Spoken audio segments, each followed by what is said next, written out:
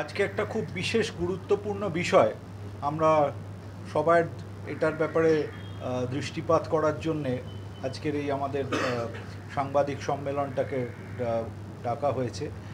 আপনারা সকলেই জানেন যে আগামী 4 জুন ওই দিন আমাদের ইলেকশনের গণনা হতে যাচ্ছে, লোকসভা নির্বাচনের। তবে যে বিশেষ বিষয়টির ওপরে এটাতে গুরুত্ব দেওয়ার বিষয় সেটা হচ্ছে as per set norms of election commission of India, সেটাতে কোনো রকমভাবে কোনো কন্ট্রাকচুয়াল ওয়ার্কার অর্থাৎ যারা ডাইরেক্ট পেরোলেতে নেই, স্থায়ী কর্মচারী ছাড়া, সরকারি রাজ্য এবং কেন্দ্র সেই কর্মচারী ছাড়া কোনো রকমভাবে এই election counting, computing, DCRC control unit এসবের মধ্যে সংযুক্ত থাকতে পারেন না। এবং এ ব্যাপারেতে পরিষ্কারভাবে ইলেকশন কমিশন অফ ইন্ডিয়ার তাদের set norms, prescribe norms and directive রয়েছে। 2, এটার ব্যাপারেতে ক্যালকাটা হাইকোর্টেতে কেস হয়েছিল, কারণ এটা বিধিভঙ্গ হয়েছিল বলে এটা নিয়ে কেস হয়েছিল, এবং ক্যালকাটা হাইকোর্টের ডিভিশন বেঞ্চ পরিষ্কারভাবে দর্থহীন ভাষায় ডাইরেক্টিভ দিয়েছেন যে যাতে কোনো রকমভাবে কোনো কন্ট্রাকচুয়াল এটার সঙ্গে সংযুক্ত না থাকেন।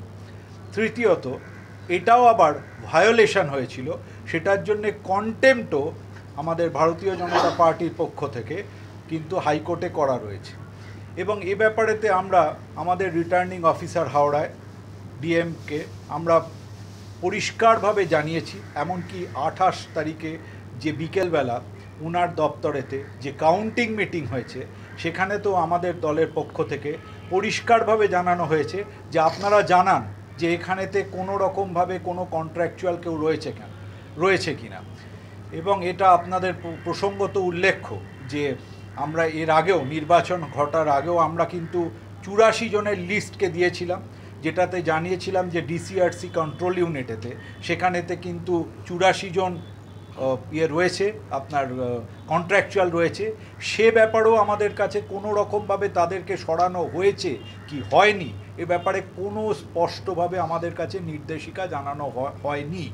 দ্বিতীয়ত, আজকের এই 28 তারিখের প্রেক্ষিতেও আমরা জানতে চাই যে কোন কোন অফিসার ওখানেতে এআরও টেবিলে কারা কারা রয়েছেন, তাদের ডেজিগনেশন কি, তাদের ডিটেল আমাদেরকে জানানো হোক।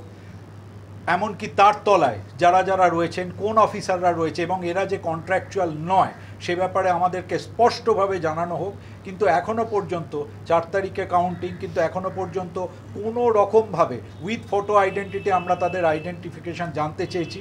কারণ এই নিয়ে আপনারা জানেন 2021-এ একটা বিধিভঙ্গ হয়েছে, 2023-এ বিধিভঙ্গ হয়েছে, যার বেনিফিট ক্ষমতাসীন দল এখনও পর্যন্ত ভোগ করছে।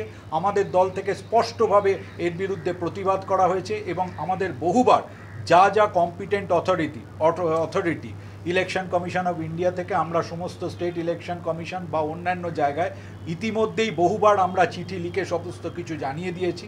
এবং এই ব্যাপারেতে আমরা স্পষ্ট নির্দেশিকা আমাদের রিটার্নিং অফিসারের কাছ থেকে আশা করছি। এবং শুধু আমাদের নয়, পশ্চিমবঙ্গেও আর কোথাও মিশে আছে কি না এ ব্যাপারেও আমরা স্পষ্ট সমস্ত জায়গাতেই আশা করব যে যারা এই ব্যাপারে দায়িত্ব রয়েছেন তারা পরিষ্কার করবেন।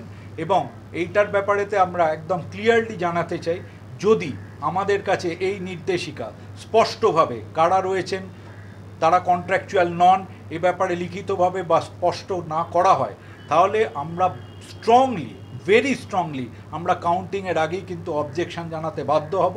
প্রয়োজনে আমরা আইনানুগ রাস্তা যেটা নেওয়ার প্রয়োজন আমরা সেই রাস্তায় যাব। স্ট্যান্ড নিয়েছে, আমি যা শুনলাম ডিএমের সঙ্গে কথা বলে, যেভাবে চলছিল ওইভাবেই চলবে, মানে আমাদের দেবে না। এক্ষেত্রে আপনারা কি করবেন? মানে ইলেকশন, ভারতের গণতন্ত্রের প্রত্যেকটা স্তম্ভকে আমাদের পৌঁছানোর রাইট রয়েছে, অধিকার রয়েছে। যদি না হয় আমরা গণতন্ত্রের যে স্তম্ভ গণতান্ত্রিক অধিকারকে প্রতিষ্ঠা করার পক্ষে কাজ করবে, আমরা সেই দিকেই যাব।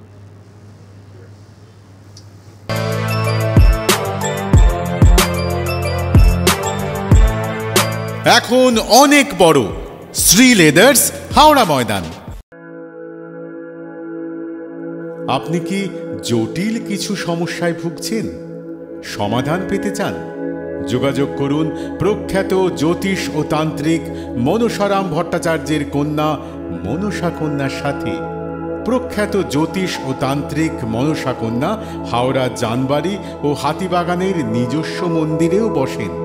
যোগাযোগ 9830106967 আর 9239655323।